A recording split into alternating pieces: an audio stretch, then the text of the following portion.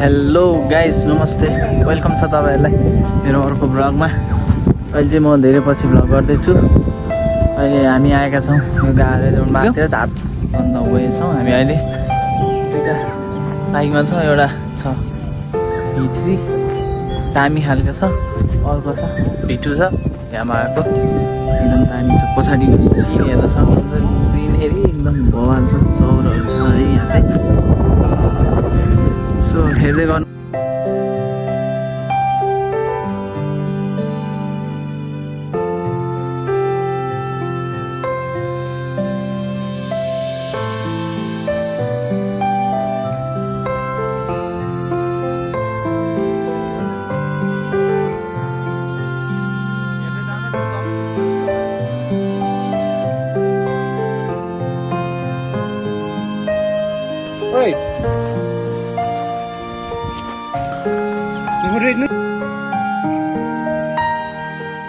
हामीले यहाँ यो ऐसिल खाँदैछौँ है, दामी हो नि यार।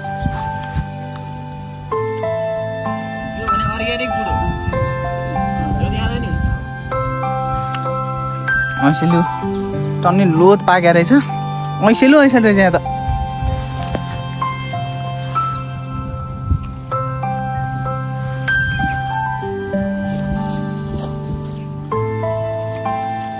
भाई मैं दिल्ली भयंकर तो कहाँ चले गए यार।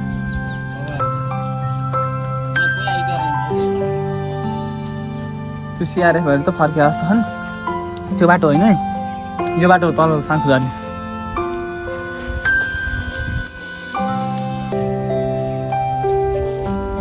मेरा बाबा ये तो कति हेर न पुरै पयनले।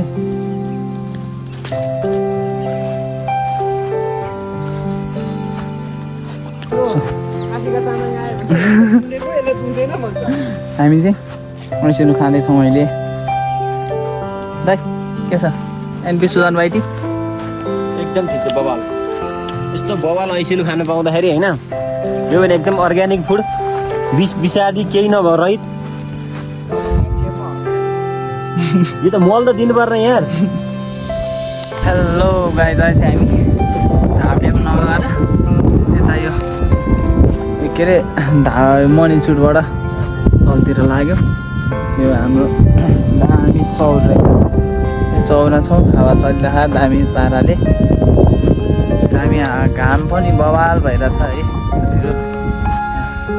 देख्न सक्नुहुन्छ मेरो बाइक यहाँ छ। अरू दाइहरू आउनु हुनुहुन्छ V2मा। पुगेँ, दामी पाराको भ्यू चाहिँ अक्खा छ है।